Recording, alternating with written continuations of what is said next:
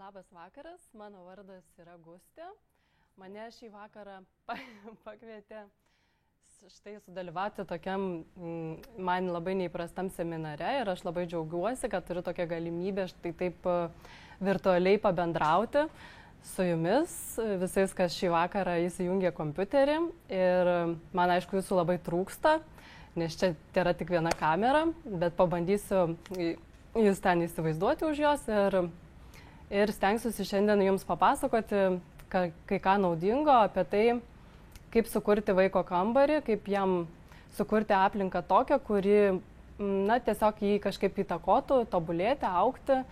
Ir šiek tiek, aišku, ir praktinių patarimų duosiu, nes aš jau 4 metus kartu su kolegė rašome blogą Vaiko kambarys LT. Ir ten tiesiog dalinamės informaciją, kurią kiekvieną dieną iš tikrųjų kaupiame, ieškome jos ir stengiamės suprasti tokius esminius dalykus apie tai, koks tas vaiko kambarys turėtų būti ir žodžiu, viskuo pasidaliname su jumis tam savo bloge. Tai, kad kuo nuosekliau papasakoti savo idėją, ką aš šiandien pristatysiu, tai turbūt reikėtų pradėti nuo plano, nes ir man pačiai bus daug patogiau, jeigu aš tiesiog susirašysiu pagrindinės temas, apie ką mes šiandien kalbėsim. Tai, žodžiu, planas būtų toks, kad visų pirma, reikėtų turbūt pakalbėti apie tai, kodėl apskritai reikėtų kalbėti apie tai, ar vaiko kambarys iš viso yra labai svarbus ten kontekste visų kitų mūsų kambarių, ar jis kažko yra ypatingas, ar jam reikia skirti daugiau ar mažiau dėmesio. Žodžiu, tai pagrindinis toks klausimas, pirmasis būtų, kodėl reikia tai daryti. Toliau, planas būtų toks. Pakalbėsime apie tai, kokie dažniausiai vaiko kambaryje vyrauja stiliai. Tai aš juos trumpai pristatysiu. Toliau pereisime prie asmeniškumo ir pakalbėsime apie nuotaiką, kokia turi būti sukurta vaiko kambaryje, kokią jūs norėtumėt nuotaiką sukurti. Ir kaip tai galima būtų padaryti. Taip, toliau pakalbėsime, kas taip pat interjere yra labai svarbu, tai spalvos ir raštai. Ir taip pat labai tokia, nežinau, gal kažkas pradeda nuo šitos dalies, bet aš asmeniškai niekad nepradedu nuo dalies biudžetas, nes norisi lyg save iš pradžių įsikvėpti, lyg tais norėti suprasti, ką tu nori padaryti, kodėl. Ir tas biudžetas paskui lyg tais lengviau išsisprendžia, susidėlioja, kas, tarkim, kam daugiausiai skirsime lėšų, kam mažiau, kas svarbiau, kas netaip svarbu. Tai aš tai siūlyčiau nepradėti nuo to, kad aš turiu tik tai ten tiek ir tiek pinigų ir vadinasi nieko negaliu padaryti, tai gal net ir nepradėsiu. Tai, žodžiu, pasilikime tai šiek tiek toliau, kai jau būsime tokie nusiteikę, kad galime. Toliau 5. dalis. Erdvių išdėstymas.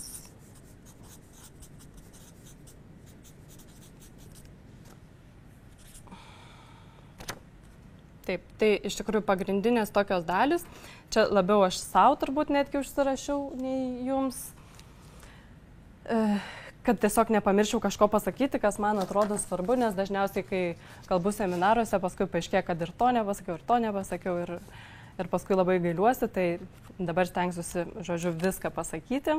Tai nuo ko reikėtų pradėti? Tai reikėtų gal pradėti nuo to, kad, aišku, jau visi dabar žino, kad ten vaiko asmenybė labiausiai įtakoja jo genai ir ten visokie kitokie dalykai, bet aš norėčiau dar pridėti, kad tikrai tinkama aplinka galima paskatinti kai kurios jo įgūdžius greičiau atsiskleisti galbūt ir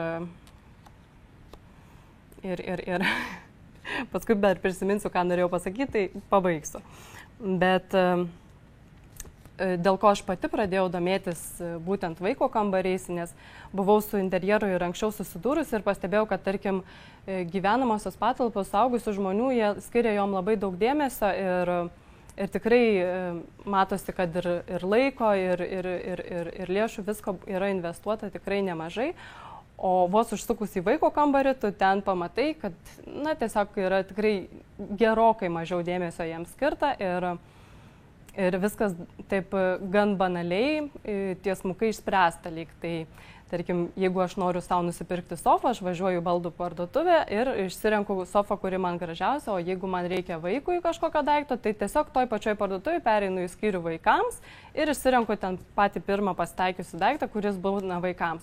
Na, galbūt jeigu dar noriu savo vaikui įsiteikti, tai galbūt dar tą sofą išrinksiu su jo kokio nors mėgiamo herojaus atvaizdu ir taip tarsi šiek tiek nusiplausiu savo rankas, papildomai neužduodama savo daugiau klausimų.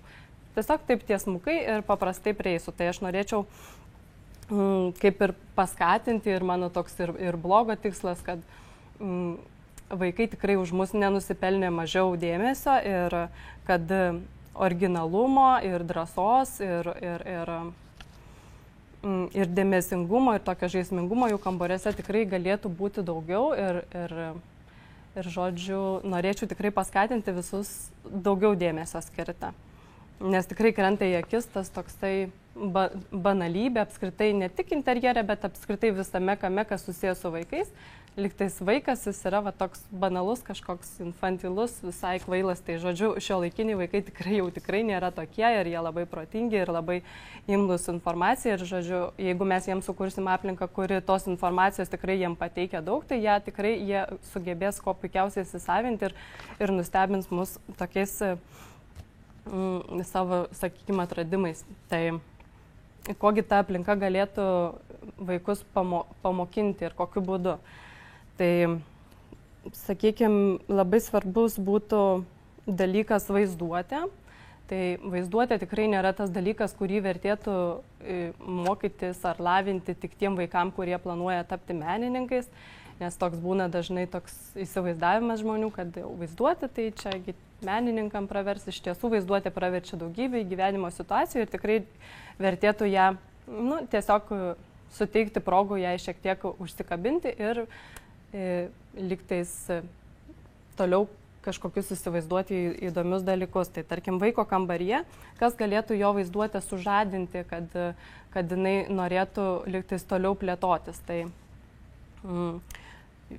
peržiūrėjus, tarkim, ir originalių kambarių ir perskaičius patarimų, kaip tai padaryti, tai kol kas tokie vertingiausi, man atrodo, ir lengviausiai gyvendinami, kad galima tiesiog vaiko kambaryje naudoti baldus, kurie būtų daugiafunkciniai. Tai yra, tarkim, stalas gali virsti kėde, kėdė gali virsti ten lentyną ir taip toliau, arba netgi žaislu, ten supama kažkokia kėdė gali, tiesiog jis gali būti panaudojamas įvairiais būdais. Tai tikrai vaikas, jeigu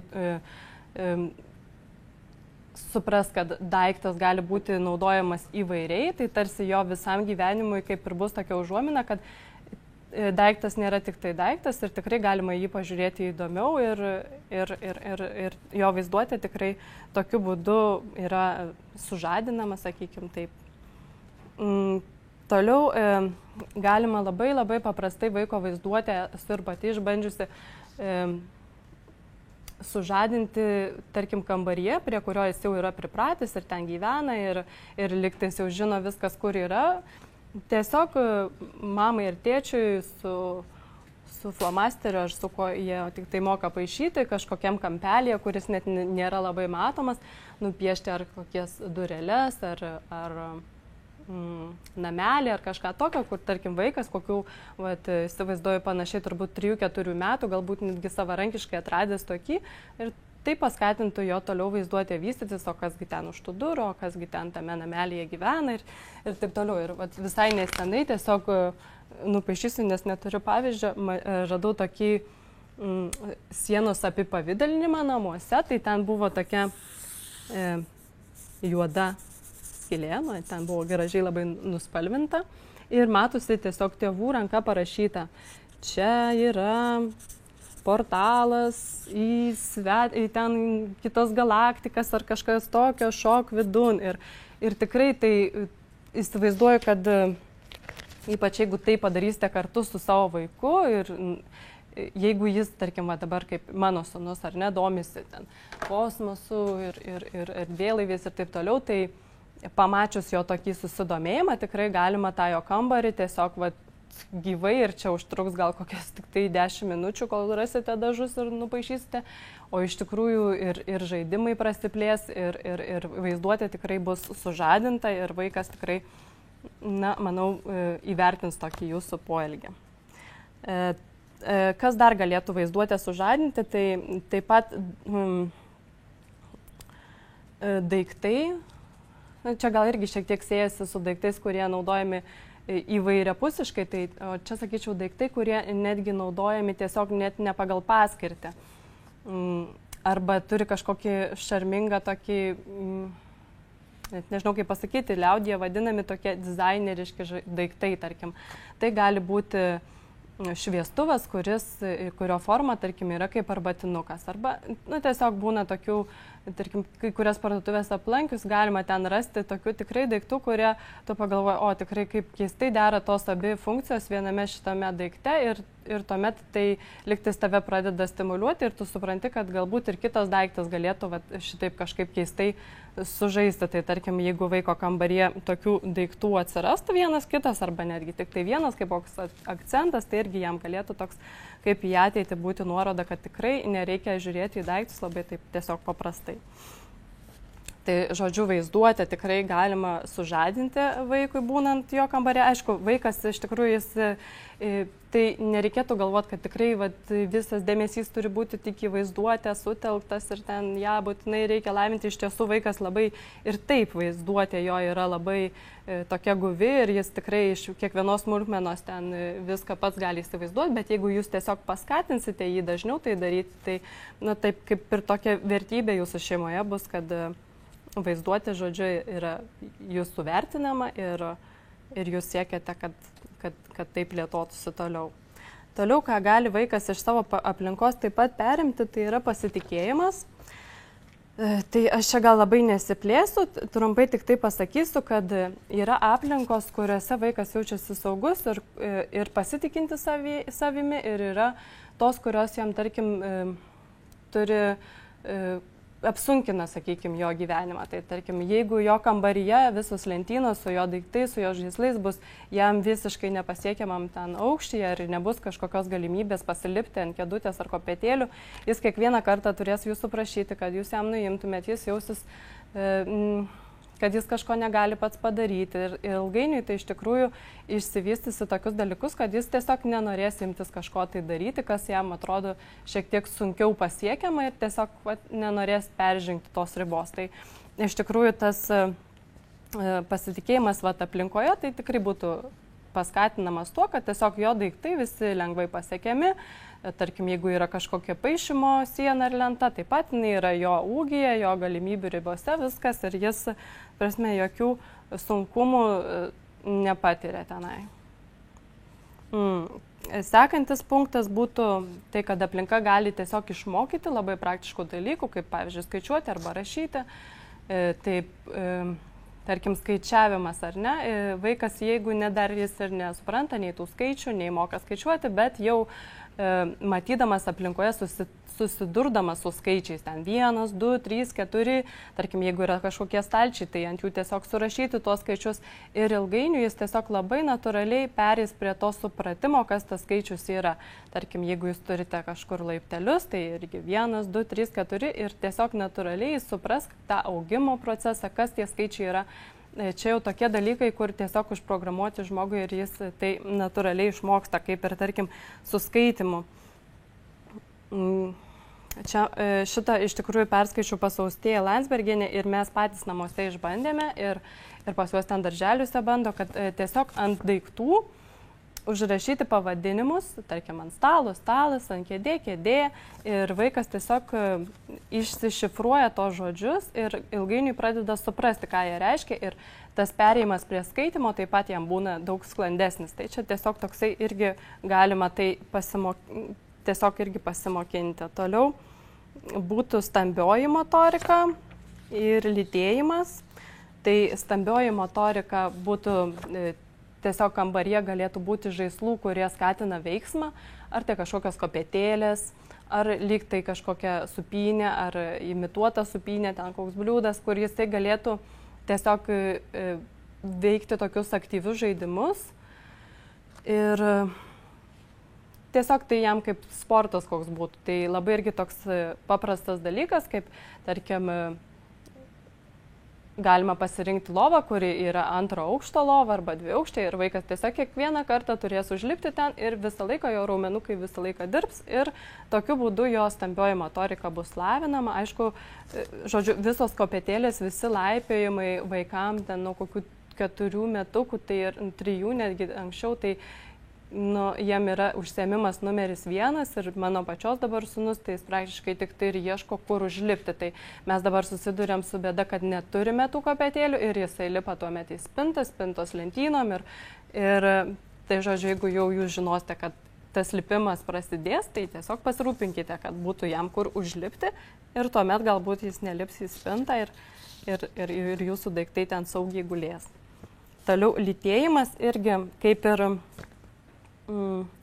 stimuliuoti, tarkim, vaiko lytėjimo pojūčius, klausos ten pojūčius arba regėjimo pojūčius, galima sukurti jam tokią turtingą aplinką prasme, kad spalvų ir tekstūrų, tarkim, antklodė gali būti medvilninė, užuolaidos medvilninės ir ten jo drabužiai taip pat greičiausiai medvilniniai, taigi jis praktiškai nesusiduria su kažkokiom kitokiom medžiagom. Tai galima vaiko kambarį tikrai drąsiau panaudoti kažkokių, tarkim, ten nerinių, siuvinėjimų, odos ar kažko, kur jis galėtų tiesiog liesti ir susipažinti su tom tekstūrom. Tai tarkim, tas susipažinimas su tekstūrom yra labai svarbus kūdikiams, tai netgi sakyčiau, jeigu jau ten nėra galimybės visą kambarį ten skirtingom tekstūrom išdabinti, tai kas aišku irgi saiko reikia turėti, tai bent turėti kažkokią vietelę ar ten kažkokių keletą pagalvėlių, kurios tikrai būtų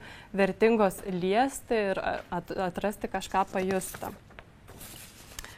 Toliau, tai kaip iš tikrųjų baigėme su tuo, ko gali aplinka vaiko išmokyti ir kad verta jai skirti daugiau dėmesio ir tikiuosi, kad aš jūs įtikinau, kad tikrai gali kažko išmokinti ir kad tikrai verta ją dėmesio šiek tiek daugiau skirti. Tai dabar, kai jau, sakykime, atsakėm į klausimą, kodėl, tai galėsime pereiti prie plano, tik tai dar prieš pereinant prie plano norėčiau pasakyti, kad iš tiesų dažniausias argumentas tėvų, kodėl jie nekreipia tiek dėmesio į vaiko kambarį, yra todėl, kad jis greitai išauga. Tai norėčiau pasakyti, kad vaikas kambarį išauga, išskyrus galbūt pirmus metus, kurie yra nuo 0 iki 3 metų, tarkim, kada pakeisim pirmą lovytę, tai vėliau jisai kas 5-7 metus tik tai išaugs tą savo kambarį. Ir iš tiesų, kai kurie daiktai, jeigu jie pasirinkti protingai ir pasirinkti kokybiškai, tai jie tikrai gali jam tarnauti absoliučiai visą gyvenimą ir tai tikrai neturėtų būti, kad su tuo dažnai irgi susitinku, kad vaikams reikia pirkti vaikiškus daiktus ir viskas. Yra vaikiški skyriai, mes ten nuvažiuojam, nusiperkam vaikiškų daiktų ir parvežam juos ir pastatom į jo vaiko kambarį. Tai iš tiesų vaiko kambarį puikiai tinka daiktai, kurie nėra tokie jau vaikiški, tarkim, koks nors kilimas, kuris yra labai kokybiškas ir geras ir, tarkim, ir jos spalvos gali būti žaismingos, bet jeigu jisai nėra, tarkim, išdekoruotas labai vaikiškais piešinukais, kuris, tarkim, atsigriebėt tuos piešinukais, jeigu jų norit kokius paveikslėlius pakabinami, kuriuos lengvai pakeisit, tai, tarkim, kilimas, kuris yra netoks jau ir vaikiškas, bet labai geras, kokybiškas, tai jis tikrai jam puikiai tarnaus visą gyvenimą ir tokį daiktą jis galės išsivežti ir su juo ir toliau jį turėti. Tarkim, kad ir kokios užuolaidos ar užtiesalai lova, gal jeigu išauga, tai galbūt netinka, bet užuolaidos, tai taip pat vėlgi galima parinkti tokias, kad tiesiog tikrai jos nebus išaugamos.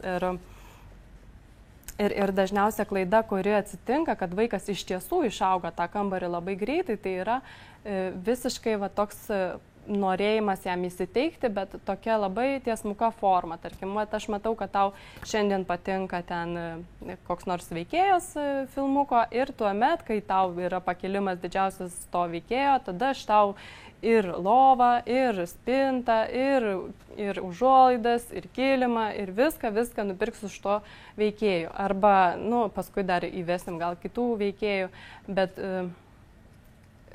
tarkim, bent jau mano sūnus, dabar jam 4, jau beveik 5 metai, tai jo tie mėgiami herojai, tarkim, tikrai gan dažnai keičiasi, tai tikrai nereikėtų pasiduoti tokiai tiesiog lengvam tokiam įsiteikimui, jeigu tau tas patinka, tai va tiesiog šitaip ir tiesiog viską ir nupirkime su tuo veikėju, tai tas tikrai jums paskui atsilieps, kad reikės viską perdaryti daug dažniau, negu jūs to norėtumėt. Tai aš tiesiog pateiksiu vieną pavyzdį, gal ir paskui dar jį priminsiu,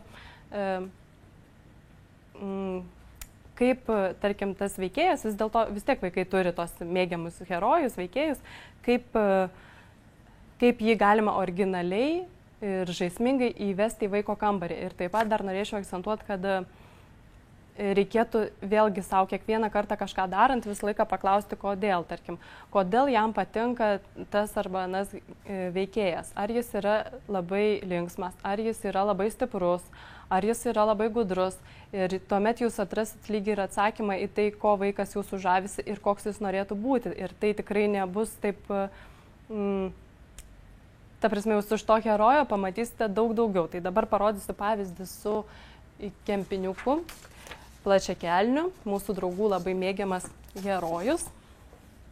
Tai čia štai dabar prašau parodykite. Man labai patinka šitas pavyzdys, ten matysite sieną, štai geltoną ir visokios to kempiniuko plačiakelnio emocijos. Tarkim, galėjo tėvai tikrai nepasivarginti ir paprastai tiesiog nupirkti kokią pagalvėlę ar kokį užtiesalą su kempiniuku plačiakelniu, bet jie nusprendė, kad tas herojus yra tikrai vertas dėmesio, jis yra labai linksmas, jis tikrai labai išraiškingas ir labai moka emociją savo reikšti ir tikrai verta vaikui parodyti tas emocijas ir pakalbėti galbūt tą progą su juo apie tai. Ir žodžiu, štai padarė va tokią sieną ir sukabino visas tas jo emocijas. Tai žodžiu, čia tiesiog toksai pavyzdėlis, kaip galima būtų taip tiesiog smagiau pasižiūrėti ir giliau tiesiog pasižiūrėti už to veikėjo, kas slypi. Galbūt dabar, kol aš kalbėsiu, mes parodykime šiek tiek nuotrauko.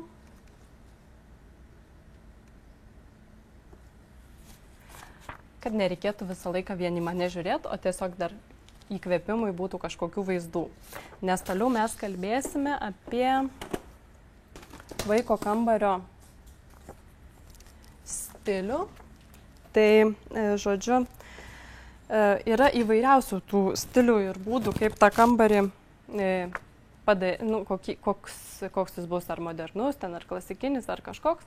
Bet iš tikrųjų, kiek ir prieš tai seminaruose aš gan daug tų stilių pristatydavau, nes jų tikrai yra nemažai. Tačiau galiausiai išsigryninom tokius pagrindinius stilius, kurie yra dažniausiai lietuviam labiausiai priimtini ir iš tikrųjų labiausiai priimtini apskritai vaiko kambarį.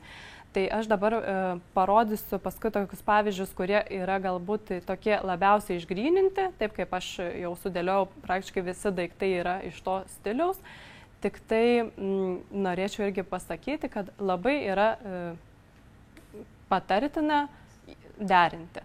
Derinti ten galbūt ne visus 3 ar 4, bet iš vieno stiliaus kažkurias kitas detalės tiesiog įvesti į tą ir taip jį pagyvinti, tiesiog paįvairinti. Tai vėlgi tas svarbumas įvairovės yra labai vaiko kambarį toksai pageidautinas, nes vis dėlto jo pasaulis dar tik taip plečiasi ir kuo jis daugiau gauna informacijos, tuo jis taip platesnį vaizdą susidaro apie jį. Tai pradėsim nuo stiliaus, kuris ir Facebook'e laimėjo kaip ir populiarumo viršūnę, tai buvo prancūziškas stilius. Aš parodysiu dar nuotrauką. Ai, kaip čia išeiti.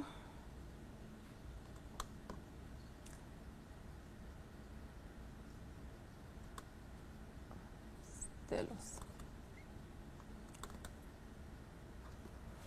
Tai iš tiesų net irgi nenorėčiau labai plėstis į aprašymus, nes aš jau esu viską surašiusi, ten labai taip gan smulkiai, su kuo derinamas, kokie bruožai, kokios medžiagos ir taip toliau. Tai apie prancūzišką norėčiau pasakyti, kad jisai iš tiesų yra, na, toksai švelnus ir jame tikrai gali atsirasti tokių spalvų ir raštų derinių, kurie tokio turi rafinuotumo, tokio subtilumo. Tai iš tikrųjų bruožai būtų tokie, kad linijos tokios vingrios, subtilūs raštai ir raštų deriniai, taip pat daugiau dekoratyvių detalių. Medžiagos tai naudojamos dažytas medis, šilkas, velvetas, linas ir gobelenai. Taip pat dekoruojama įvairiais užtiesalais, pagalvėlėmis, sakykime. Dabar pagalvojau, kad pradėjau nuo to prancūziško stiliaus, nes jis laimėjo kaip ir daugiausiai ten balsų, bet iš tiesų reikėtų turbūt nuo modernaus pradėti, nes jie auga kuo daugiau vis detalių. Daugėja, pilnėja kambarys. Tai tarkim, pirmasis būtų tas modernus kambarys, kuris iš tiesų iš jų yra toks erdviausias, tuščiausias daiktais. Ten galbūt yra pagrindiniai daiktai, lova, ten stalas ir taip toliau. Ir jis tokios dekoratyviom detalėm nėra labai apkrautas ir tai reikėtų išlaikyti ir tas formas tokias gan griežtesnės ir galbūt tik tai kai kurias detalės įvesti tokias, nežinau net kaip pasakyti, tokius akcentus ryškesnius pasirinkti, bet visgi jo neapkrauti. Tai tarkim, tada sekantis jau stilius, kuris parodytų, kad tikrai jau daugėja detalių, tai tarkim, kad ir atsiranda ir tokių dekoratyvių tiesiog dalykų, kaip ten pagalvėlės, užtiesalėliai ir kažkokie ten laikrodžiai, kurie tiesiog net gal neturi tokios didelės prasmės, tai tiesiog dėl dekoratyvumo.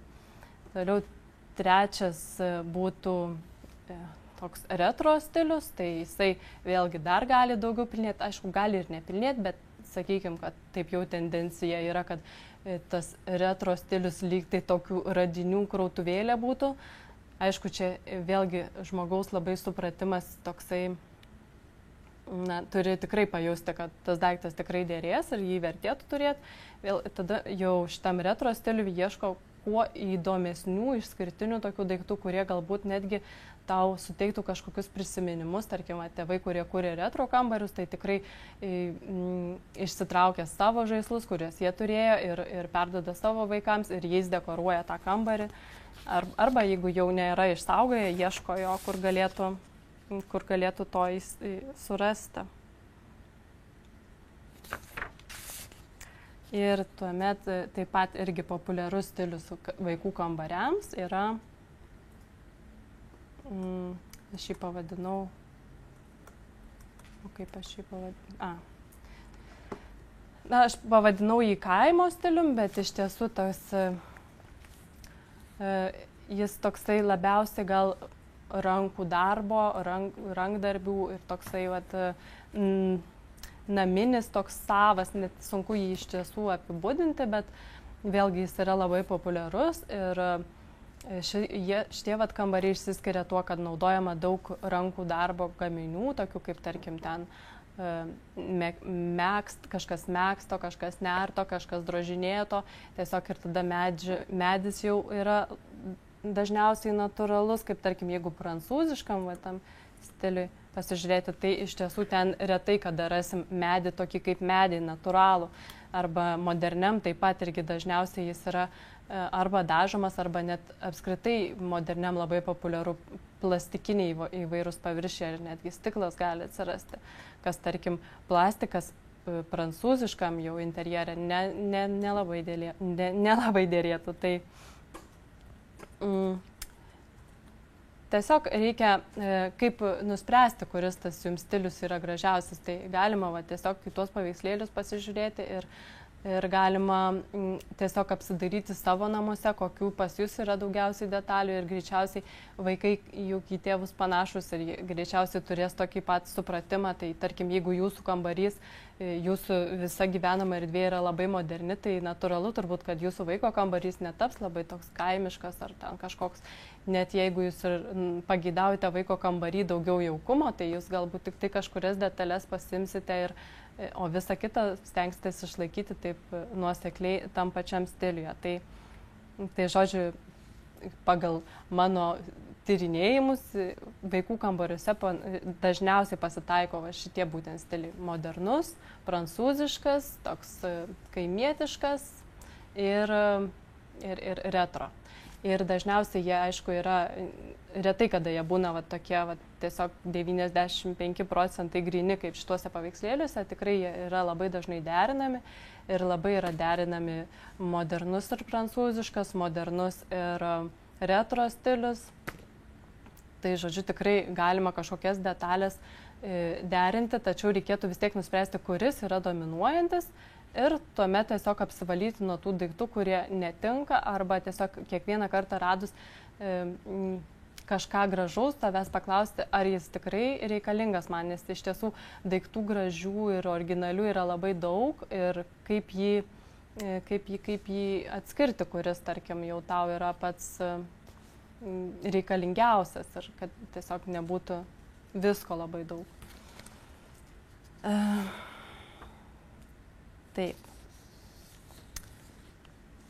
Tai pakalbėjome apie kodėl, apie stilių. Aš gal dar tik tai čia parašysiu, kokie tie stiliai yra.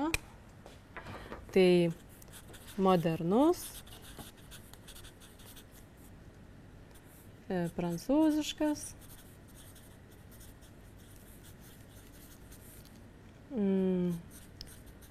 kaimo tebūnie ir retro.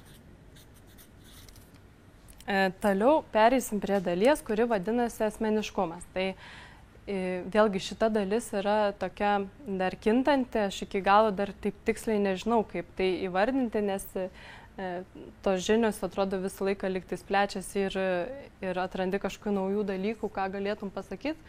Tai, tarkim, iki šiol aš tą temą pristatydavau kaip, tarkim, kokį norėtumėt jausmą vaiko kambarį, kad jisai būtų koks. Tai, tarkim, jų yra irgi keletas variantų, bet vėlgi išsigrynom iki tokių pagrindinių, tai 3 būtų erdvus, šviesus, ten ir taip toliau, erdvės, lengvumo toks pojūtis, tai toliau būtų jaukumas ir šarmas, šarmingumas. Tai tarkim, jeigu suaugusių kambariuose taip gan iš tikrųjų būna labai ryškiai dominuojanti kažkokie, tai tarkim, jeigu erdvė, tai ten labai erdvu, jeigu jaukumas, tai tada labai irgi akcentas į didelį, ir jeigu šarminga, tai tuomet jau tada daiktai tokie pasirenkami, iššaukiantis ir tokie crazy ir vėlgi visas interjeras tokios yra tokios nuotaikos, bet vaiko kambarį iš tiesų pastebėjau, kad visi šitie 3 dalykai dažniausiai yra derinami, arba bent jau 2 iš jų tikrai visą laiką yra derinami. Ir tikrai dažnas iš tėvų norės vaiko kambarį, kad jis būtų ir erdvus, ir skaistus, ir toks atviras, ir taip pat jis norės, kad jis būtų, aišku, ir jaukus. O tarkim, gal dažniausiai tik tai dėl to šarmingumo, tokio nėra tos drąsos, kad, tarkim, tiesiog vaiko kambarį drąsiau kažką padaryti tą, kas, tarkim, vaiko kambarį gal nėra priimtina. Pastebėjau, kad gal toks lengvas variantas būtų to šarmingumo įvesti, kad tiesiog pakabinti kažkokių meno kūrinių. Čia toks tiesiog paprastas variantas, bet labai retai, kada pastebėsi vaiko kambarį tiesiog meno kūrinį ir kažkokį gal netgi abstraktų, ar lyg tai vaiko kambarys jis toks, jis turėtų būti jaukus, erdvus ten, bet originalumo tokio trūksta. Tai Žodžiu, kaip sukurti tą erdvę, jaukumą ir šarmingumą, tai sakyčiau, kad kaip sukurti erdvės, tai dažniausiai, aišku, dauguma tikrai žino, kad reikės šviesių spalvų, reikės lengvesnių medžiagų, tai tarkim sakyčiau, kad balta ir visi ten atspalviai kreminiai ir pasteliniai tikrai labai tinka sukurti tą erdvės pojūtį, bet vėlgi sakyčiau, kad tikrai vertėtų atkreipdėmėsi ir į audeklus, kuriuos naudoja, tai tarkim linas, šilkas, tokios lengvos medžiagos tikrai irgi dar sustiprins tą efektą. Erdvės taip pat pojūtį gali sustiprinti koks nors ryškus akcentas, tarkim, koks nors baltame labai gerai žiūrisi, koks nors geltonas dalykas, tai tarkim, ir jis, jeigu bus nedidelis, jis, tarkim, irgi vėlgi tiesiog praplės tą vaizdą. Jeigu trūksta šviesos, kas, na, tarkim, dažniausiai su kuo aš ir susidurdavau, kai tiesiog patarimų žmonėm reikėdavo, kad vaikų kambariai yra mažiausi visame name, tarkim, vaiko kambarys yra pats mažiausias, nes vaikasgi labai mažas yra, jam didelio nereikia. Ir jie yra tamsus, nes pas mus ir šiaip yra tamsu, gan tamsius tokius vakarai. Tai ką mes darydavom dažniausiai, tai aišku, šviesinam ir dedam geltonos spalvos, kuri tikrai to tokio šiltumo ir energijos priduoda tais vakarais, kuomet tikrai yra tamsu, niūru ir tokio smagumo ir erdvės tikrai suteikia. Toliau jaukumas. Tai iš tikrųjų vaiko kambarį, jeigu jis yra gyvenamas vaiko, tai to jaukumo tikrai ten yra per akis, nes vaikas žaidžia, jis išmėto savo daiktus, ta prasme jaukumas tai ir bus. Parodyti, kad jis yra gyvenamas tas kambarys. Tai čia tikrai ne bėda su vaiko kambariu, bet tarkim, jeigu jo kambarys yra labai modernus ir norisi kažkokio jaukumo įnešti, tai vėl tikrai padės kažkokie pinti elementai, megzti elementai, tokios, galima jau ir audeklų tokių įdėti storesnių, o tarkim šarmingumo kaip suteikti, tai jau sakiau, minėjau, kad galima kažkokių originalių elementų kambarį įvesti ir galima tiesiog drąsiau su spalvom pažaisti, paderinti tokius netikėtus derinius. Dabar jau žiūriu, kad laiko tai ten labai mažai ir kaip visada tenka čia greitai praeiti tas paskutinės dalis. Tai iš tiesų spalvos ir raštai yra labai svarbu, nes tikrai kai kurios spalvos slopina, kai kurie deriniai erzina, kai kurie deriniai, sakykime,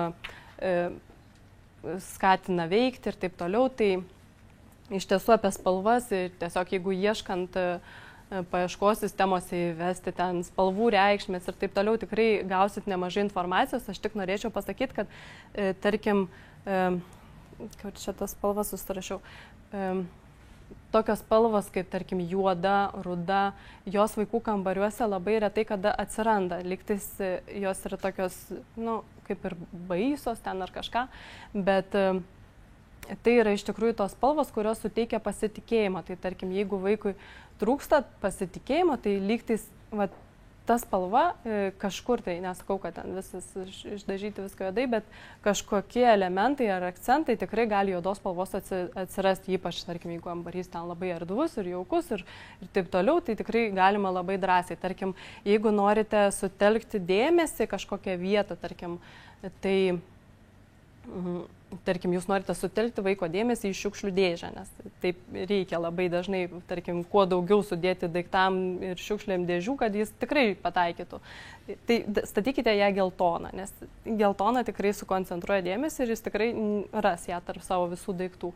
Toliau, jeigu norite, kad efektyvumas išaugtų, tai tarkim, jau vyresnių vaikų, ten darbo kažkoks kampas bus, tai jį galite mėlynais atspalviais ten dekoruoti ir taip toliau. Tai nes mėlyna tokį produktyvumą paskatina. Tai, žodžiu, ką dar apie spalvas reikėtų žinoti, kad, tarkim, interjerą kuriant yra pirminės spalvos, tai tas jūsų pagrindinės spalvos, toliau yra antrinės spalvos ir spalvos akcentai. Ir, tarkim, kai aš jau nusprendžiu, kad mano pirminė spalva yra ten kokia nors, sakykime, kaip ir dažniausiai būna jinai balta, sakykime, antrinė spalva, jeigu ten labai taip paprastai ar ne, ten kokia nors žydra ar žalia. Ir tuomet nusprendžiu, kad akcentinė spalva bus rožinė arba geltona, tai aš tiesiog tą paletę turiu savo galvoje, o jeigu gal dargi geriau ir ne galvoje, o piniginėje turėti ir prieš perkant kažkokį daiktą, netgi ir žaislą, pasižiūrėti į tą savo paletę, nes iš tiesų, ką pastebėjau su spalvomis ir pas žmonius ateini ir jie, koks mano kambarys, jisai toks erzinantis ir vaikui ten nepatogu ir aš norėčiau kažkaip, kad jis būtų ramesnis. Bėda iš tiesų yra ne pačiame kambaryje, o vaiko daiktuose. Tai reikės tikrai vietos, kur jam susidėti tas savo žaislus ar savo daiktus, nes tie daiktai, kurie aplinkui mėtosi, jie taip pat turi savo spalvas ir dažniausiai daug įvairiausių spalvų ir tiesiog jau sunku yra susikoncentruoti ir ypač jeigu erdvė yra nedidelė, tai tikrai visą laiką patariu, kad uždaryti viską ir išsigryninti su spalvom ir stengtis taip tiesiog išlaikyti, nes tarkim jau vaiko kambarys yra sukurtas, praėjo kažkiek laiko, reikia kažką atnaujinti, ten kokią lovatėsę pakeisti ar kilimą ir lygtais nueinam ir koks gražus, perku, viskas parsineši namo, padėjai, o paskui po kokių 3-4 mėnesių galvoju, kad kažkas čia jau nebe taip buvo, kažkaip geriau, o dabar nebe taip. Tai tiesiog galbūt tą paletę reikėtų turėti. Vėl tos pagrindinės spalvos, tai sakykime, nėra taip, kad jau balta, mėlyna ir kažkokia. Tai balta, jeigu pagrindinė yra, jinai tikrai gali turėti ten daugiau atspalvių. Tarkim, visi ten pasteliniai tokie kreminiai atspalviai irgi prisiskaito į tą pagrindinę jūsų spalvą. Tai dar dėl spalvų, kad irgi labai dažnai susiduriu su tuo, kad mes norėtumėm kambario tokio gamtos spalvų. Ir susidūriau su tuo, kad tas gamtos spalvas žmonės iš tikrųjų sutapatina su žemės spalvom, su tokiam natūraliom. Bet iš tiesų spalvos iš gamtos, tai jos yra visa paletė spalvų ir labai ryški mėlyna ir labai ryški violetinė. Tai tiesiog kažkokios gėlės ar jūra. Labai man patinka toks puslapis, vadinasi Solor. Oi, nemoku rašyti.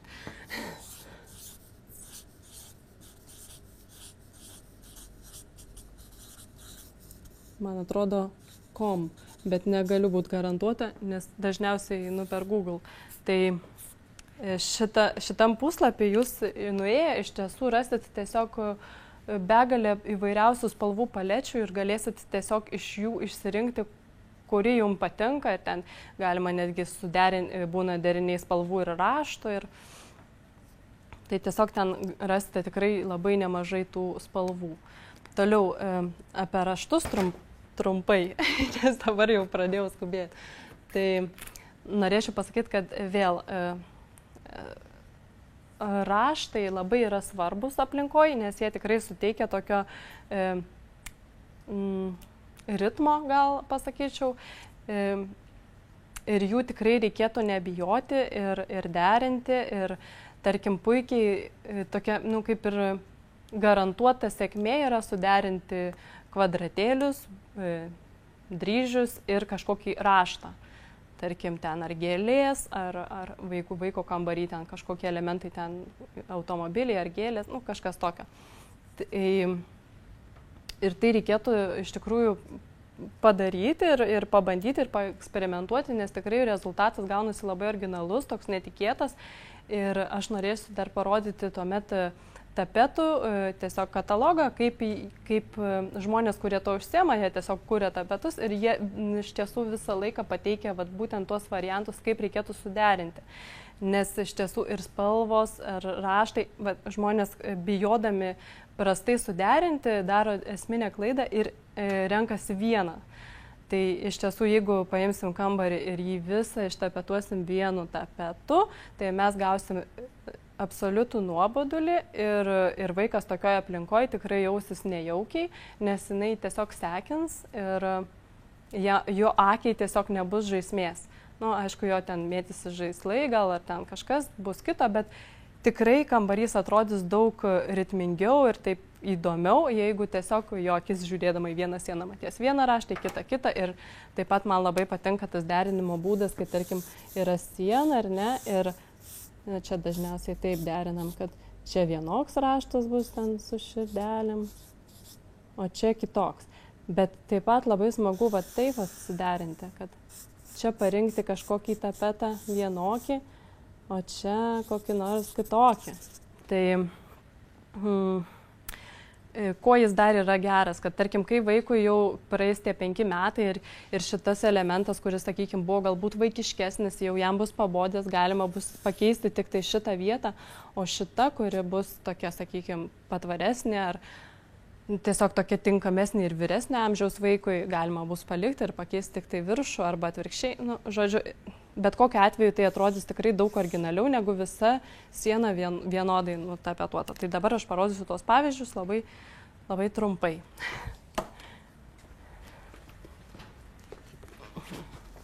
Iš tiesų čia praktiškai gali turbūt bet kurį atsiversti ir matysi, kad būna suderinta. Gerai, dar paieškosiu kokio įdomesnio.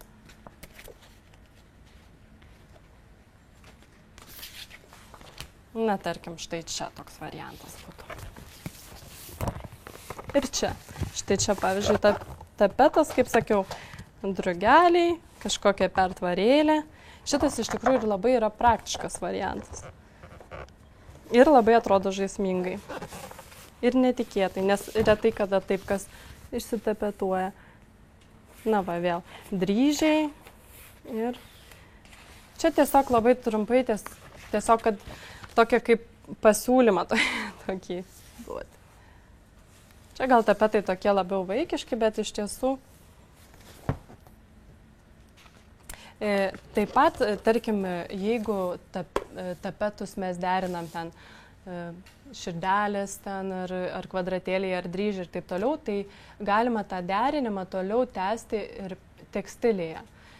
Tik tai, aišku, kas padėtų nepadaryti tokios maišaties didžiulės, tai būtų, kad išlaikyti bent vieną bendrą spalvą tarp tų visų jūsų pasirinkimų, kad bent viena spalva juos visus jungtų. Tai, toks paprastas būtų patarimas yra, galbūt žmonės tikrai turi labai gerą akį ir jie ten suderina visiškai nesuderinamus dalykus ir labai originaliai, bet, sakykime, jeigu taip jau apsidraudimui, tai galima derinti drąsiai dryžiai, kvadratėliai, gėlės ar raštai, bet bent vieną spalvą iš jų išlaikyti, kuri juos jungtų.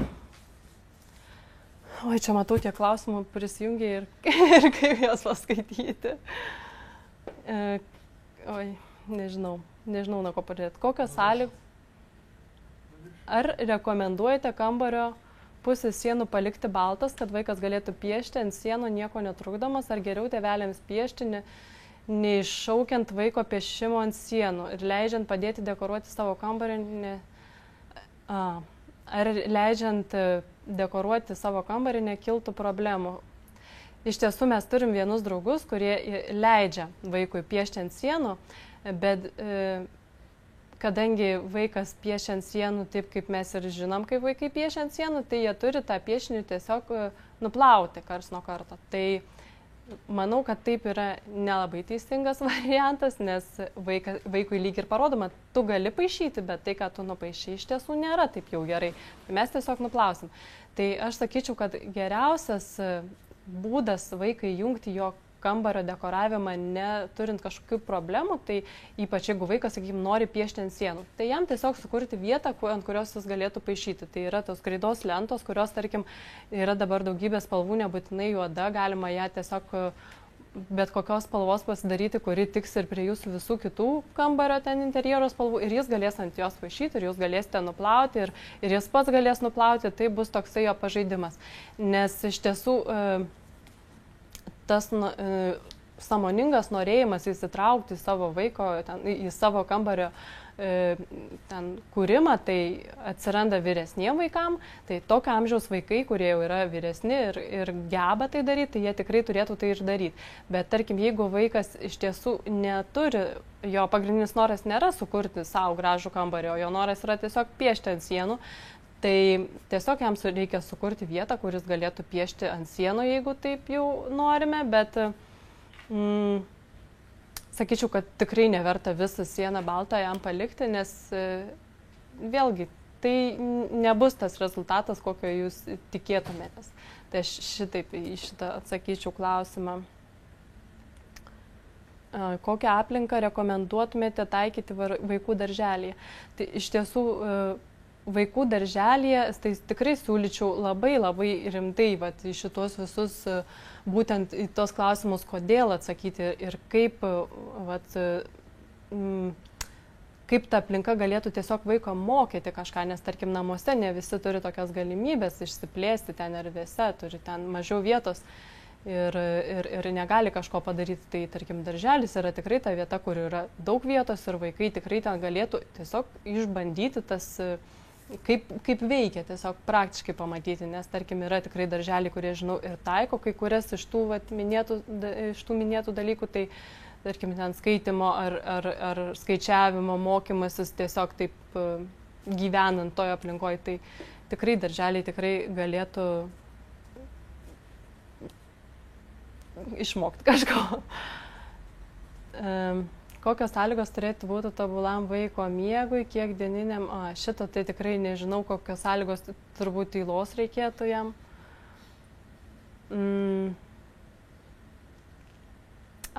Čia geras klausimas. Jeigu turi 2 vaikus, mergaitį ir berniuką, kaip rekomenduojate dekoruoti kambarį, skirstyti į dalis, po pusę kambario, pusę berniukui, pusę mergaitį? Iš tiesų priklauso labai, kaip tie vaikai kartu bendrauja. Ar jie turi tokį poreikį labai atsiskirti vienas nuo kito ar neturi. Iš patirties žinau, kad dažniausiai aišku turi ir nori labai kiekvienas savo turėti, tai tokiu atveju tikrai galima surasti tų būdų, kaip juos atskirti. Ir iš tiesų labai mačiau puikų variantą, kaip tai yra padaroma tiesiog atskiriant. Netgi jeigu ir yra ištisa viena siena, tai ją tiesiog pusę nutapetuojant vieno spalvą, kitą kitokiais tapetais ir tiesiog tokiu būdu jiems sukurti kaip ir jų tokias mini aplinkėlės. Tai iš tiesų galima tai padaryti, kad atskirti tas vietas jų buvimo, jų ypač tas, kurie dažniausiai būna. Galvoju dabar, ką aš dar pradėjau atsakinėti į klausimus ir dar nepabaigiau apie biudžetą, gal jį praleisti ir erdvių išdėstymą. Tai iš tiesų biudžetas yra toks dalykas, kai tarkim jau mes žinom, kodėl mes tai darom, kad mes norim, kad vaikas ten kažką pats išmoktų iš tos erdvės ir taip toliau, ir mes žinom, kokio mes norim stiliaus ir kad norim, kad tai būtų jauku ir jau turim įsivaizdavimą, kokiu norim raštų ir spalvų ir taip toliau. Biudžetas iš tiesų mums nelabai ką daug ir riboja, nes mes galime daug ką, tarkim, ir iš tos dalies, kur įdomias, tarkim, stimuliuoti jo ten klausą, neklausą, lytėjimą ir regėjimą, tai tikrai tam nereikia kažkokių ypatingai lėšų daug. Galima tiesiog peržiūrėti tai, ką mes jau turim namuose ir kažką pristaikyti vaiko kambarį, kažką iš suaugusių kambarių atnešti į vaiko kambarį arba tiesiog jam leisti su tais daiktais daryti daugiau ir parodyti, kad jo kėdutė dabar nuo šiol bus ten koks nors žaislas, tiesiog prisitaikyti. Tai, bet jeigu jau taip labai rimtai planuoti biudžetą, tai biudžetas iš tiesų neapsiribos, kad mes pasirinksime baldai, tai baldams mums reikės ten tiek ir tiek. Tai tarkim, iš tų baldų yra lova, tai žinau, be šito tai kaip neapseis nei vienas vaikas ar ne, bet lova yra daugiau nei tik lova, nes šalia lovai reikės čiužinio, lovai reikės patalynės, lovai reikės užvalkalų patalynėje, užtiesalo, kilimėlio galbūt prie lovos, galbūt kažkokios lempelės virš lovos ir taip viskas tiesiog apsidėlioja ir iš tiesų labai smagu yra tą vaiko kambarį po truputį ir auginti kartu su juo, kad galbūt visko iš karto ir nereikia padaryti. Tiesiog visą laiką tą spalvų paletę nešiotis ir šito nepamesti, kad tiesiog nepamirštom paskui. Bet kai dėliojam biudžetą, tai irgi labai svarbu nepamiršti, kad aš lovai skiriu tiek, o ten stalui tiek ir paskui finale gaunasi, kad viskam kaip ir turėjau pinigų, bet kažkam tai jau ir neliko, tarkim, ten kokiam užtiesalui ar kažkam. Tai, tarkim, jeigu stalas reikalingas bus pirkti, ar ten šviestuvas, tai stalas, sakykim, vėlgi yra virš jo ar kažkokia lempa, yra kažkokia tai, sakykim, rūšiavimo ten dalykai, tarkim, ar kažkokia lenta ten žinutėm įsismeigti, ar susidėlioti savo daiktus. Iš tiesų, kuo anksčiau vaikas pradės rūšiuoti ir tvarkingai viską dėlioti ir kuo jam daugiau bus tam priemonių padaryti, jis tiesiog turės tokį įprotį, kad daiktas čia padėtas, daiktas čia padėtas, daiktas čia padėtas. Ir iš tiesų tokia yra taikoma praktika, kad tiesiog ant stalčių ten ar kažko surašyti tiesiog žodžiu, net jeigu jis ir neskaito dar tas vaikas, kad čia dedami yra, nu ten sakykime, ar ne, kojinės, ten kelninės. Ir iš tiesų šita praktika netgi veikia ir suaugusiam žmonėm. Tarkim, lentynose yra daiktų ir mes patys esame išbandę, kai sąrašai čia puodai, čia keptuvės, o čia ten kas nors kito. Tai ir vaikui labai tas veikia ir kuo jis anksčiau turės tą įgūdį taip tvarkingai viską dėliot, rūšiuot. Kaip ir sakiau, tas šiukšliadėžės tiesiog ar daiktų dėžės visur sustatyti, kad jis tiesiog, kur man mesti, kur ir kur nors.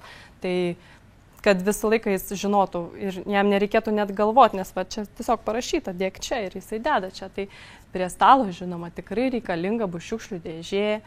Tarkim, jeigu galvojame apie šviestuvus, vėlgi turbūt bus ne tik pakabinama šviestuvas, bet ir ten stalinė kažkokia lempa, galbūt šviestuvai, kurie tiesiog nuleidžiami, nuo kažkokios akcentinės vietas pašviesta. Tai, žodžiu, biudžetas jūsų reikalas, bet dažnai, irgi žmonės, ypač su vaiko kambariu, tai mėgsta paeksperimentuoti ir patys daug ką pasidaryti. Tai ir man yra tekę ne kartą kažką pasigaminti savo rankom ir dažnai tenka internete surasti labai puikių idėjų, kur jos būna maždaug taip parašyta. Pirmą ten, suraskite tą, antrą padarykite tą, trečią, valio, džiaukitės. Tai šituo tikrai neapsigaukit, nes tikrai taip nebus ir tikrai neturint kažkokių įgūdžių, tarkim, jeigu žmogus moka gerai siūti, tai jiem tikrai verta imtis kažkokių dalykų, kas, tarkim, būtų su siuvimu. Bet jeigu jis nelabai moka, tai tada jam tikrai reikėtų pergalvoti, tai daug kartų ar nevertėtų užsakyti pas kažką, ar nevertėtų nusipirkti. Tai iš tų daiktų, kuriuos man teko daryti ir su šitom instrukcijom tokiom neteisingom susidurti, kad viskas atseit buvo daug lengviau, tai sakyčiau, ką tikrai galima, apie ką galima galvoti, kad pats galiu pasidaryti, tai būtų šviestuvas ir būtų atnaujinimas kažkokio baldo. Bet tas baldas turbūt ne sofa, o gal kokia kėdė ar staliukas. Tai vėlgi yra tikrai daug tų būdų, kaip tą šviestuvą tokį įdomu, tai parodysiu, susikurti. Iš tiesų tiek vėlgi būsiu neparodžius, bet ką padarysi. Čia, tarkim, tiesiog variantas paprastas, taip jau labai grubiai nupaišytas, bet gal kokiam paaugliui ir visai ir tiktų. Šitą, tarkim, su siūlais tokį kamuolį, tai esu irgi išbandžius pasidaryti. Jį padaryti tikrai yra nesunku, sunkiausia yra kaip tą lempą ten viduje įtaisyti.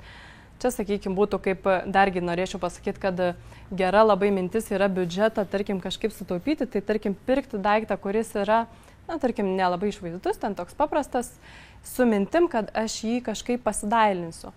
Prasme, kad jeigu aš nusipirkau šviestuvą iš parduotuvės, tai tuo nebūtinai viskas ir turi baigtis. Jis yra puikiai medžiaga, toliau jį kažkaip paversti originaliu tokiu. Tarkim, jis aptrauktas medžiaga ir visai paprastas, o aš tiesiog parduotuvėje ar, tarkim, turėjau kažkokių kaspinėlių ar kažko, tiesiog prisiūsiu prie jo ir štai jis jau daug originalesnis ir įdomesnis ir šiek tiek savo rankos pridėto. Tai vėlgi vyresnius vaikus tikrai galima įtraukti ir į atnaujinimą baldų. Tai tas biudžetas, žodžiu, varijuoja. Ir paskutinis dalykas, erdvių išdėstymas. Iš tiesų dabar taip irgi matau, kad galima turbūt tos punktus čia kažkaip tai pasisukioti, kaip jums patogiau. Mano turbūt tokia darbo eiga, kad aš va šitaip juos matau. Tai, bet vėlgi tas erdvių galbūt planavimas, išdėstymas gali kažkur kitur atsidurti. Bet jis priklauso labai nuo to, kiek yra erdvės apskritai. Tai tarkim, jeigu kambarys yra nedidelis, tai tų erdvių ir bus. Ten miego erdvė ir viskas. Arba gali būti miego ir žaidimo erdvė. Tarkim, jeigu yra didesnis kambarys, tai yra aktyvių žaidimų erdvė, kaip tarkim ten kokios kopėtėlės ar kažkas, ir ramesnių žaidimų erdvė. Miego, ar ten darbo stalas irgi gali atsirasti ir taip toliau. Tai tų erdvių skaičius ir išdėstymas priklauso tik nuo to, kiek yra kambarį vietos. Tai, kaip juos atskirti, tai tarkim, miego erdvę galima lengvai atskirti, tarkim, kokį kilimą patiesus, taip pat skirtingais vėlgi tais tapetais galima išmodeliuoti tą kambarį, kad jie tiesiog atsiskirtų. Kažkokiam pertvarėliam, galbūt spintelėm ar daiktų dėžėm, tai čia, bet pagrindiniai turbūt dažniausiai tai yra skiriami kilimais. Kilimas tiesiog skiria erdves, vienai vienas, o kitom nieko. Taip pat erdves skiria ten tapetais ar dažymų skirtingų spalvų ir erdves skiria apšvietimas, tarkim, ten kažkur tai ties darbo erdvė, tiesiog jo daugiau gali būti. Tai, nu, iš tiesų tai tikrai dar ne viską pasakiau, bet kadangi mes jau čia labai kaip ir baigiame savo laiką, tai aš dar parodysiu šiek tiek nuotrauko, kol jūs žiūrėsit, aš pabandysiu dar bent į vieną kokį klausimą atsakyti. Tai dar iš baldų parodysiu, ką aš čia parodysiu. Gal lova. Va štai čia mūsų Jono lova. Mes patys ją gaminom, nes iš tiesų, kas svarsto apie tai, ar tinkama tokia lova, ar neiškris, dažniausias klausimas yra, ar neiškris, tai ne, jis nei karto dar neiškrito, bet taip jis nelabai žaidžia ten toje erdvėje, kuri yra po ją sukurta. Tai, bet už tai ten labai gerai laikyti visus daiktus ir užtraukti su užuolaidėlėm. Tai taip, kokį nors klausimą, taip. Patiko šitie parodyti tapetai, jų būdas viršutinė ir apatinė dalis, kur būtų galima juos įsigyti ir Labai puikus klausimas, galite įsigyti pas mane parduotuvėje. Taip, nes aš turiu parduotuvę ir tokie dalykai kaip ir natūraliai atsitinka, kuo tu daugiau domiesi, tada matai, kad kažko tai nėra ir tiesiog imi ir padarai. Tai labai ačiū, labai tikiuosi, kad šiek tiek kažko naujo negirdėto sužinojote, kad kažką panaudosite praktiškai. Ačiū.